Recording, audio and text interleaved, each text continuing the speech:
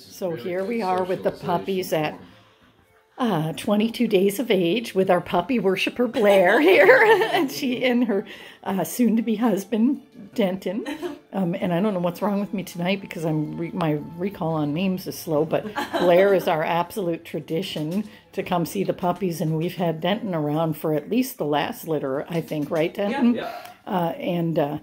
This is awesome because this is so good for Willow, who has attacked Denton with love on multiple occasions. And all the puppies, actually, they all seem to be gravitating towards Denton very well.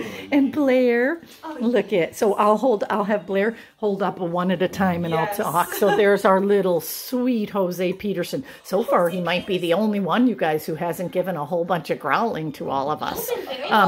They're all very vocal. And tonight, on his absolute stellar behavior for Denton is Chuck. He hasn't let a growl out yet, and he's just in his mellow mode. Sally made a couple of barks, no growls, which is so funny because these guys are the genetic 100% same as my last love litter, but maybe it was the fact that they were named the love litter, you guys, because exactly, there was nothing out of them, and these guys have all told me a story so far, but especially little Chuck right here. But here's my great story to tell about Chuck, and it just happened today.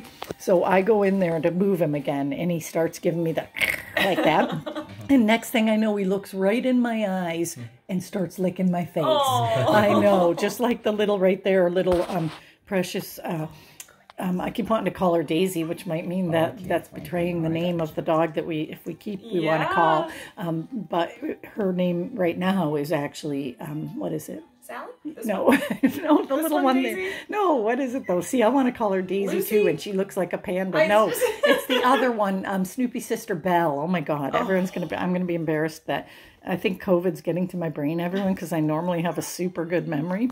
As far as I know, I haven't had COVID though, so I don't know. I can use that as an excuse. But anyway, yeah. So little Belle is a precious angel too. But even she was growling. But then she was licking Denton's face too. So I think they're. Yeah, I know. Look at this. They're all going to crash out. And there's our Willie loving and taking really good, having visitors, right, Will? Oh yeah, good idea. Because Franklin, we think, was hungry. Yes, and look at Willie, so happy to oblige. She's so sweet, but I think that's right, Denton, because he wasn't in the eating when all the other puppies were, right before you guys came. So look at our little, look how content she is on Denton's feet. Hey, Belle, are you just camping out? She is getting really cute, Henrietta. I have to agree with you. Because Blair and I both are very strong admirers of our little Sally right in there. But it's true that little Belle's coming on strong. Does he need help, Franklin? He's working. And then there's our little Lucy and Jose. And you got Patty, right? I think I do. Oh, little Patty she's very mellow too. So far, the maybe sweetest so far seem to be, but they could change because Franklin really kicked it up tonight, and he would have been the one I would have called the sweetest. So I think they're all just going to be. Oh, look at little Patty, Patty, and also the little Jose.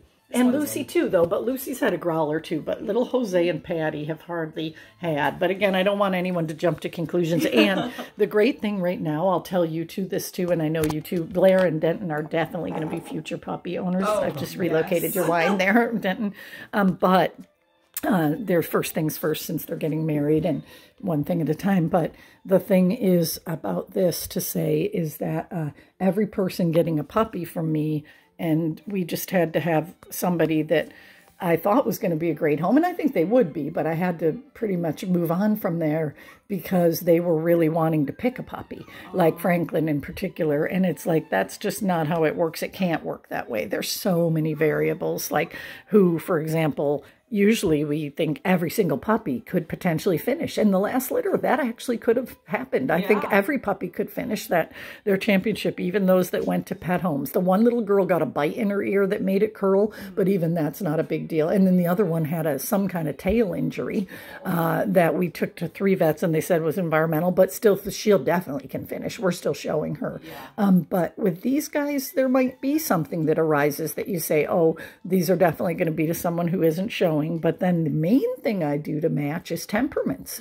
You know, like I have people getting a 3rd puppy from me, and I know what they want. Yeah, I know. But I do, you know, you also want to be cautious about which dog you give them. Probably not the most dominant. And so you have to weigh all your different, and then there's a family I'm possibly thinking of for Chuck, but it's way early to know because I think they could maybe handle the kind of spunkiness, you know.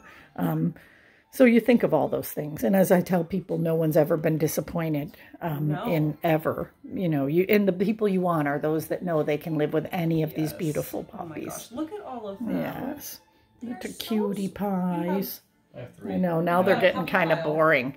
But look at good Willie. And Willie's, I know. Seat so that he doesn't slide around. Yes, I know. And Willie's so accommodating. You want me to get like a little rug? It might be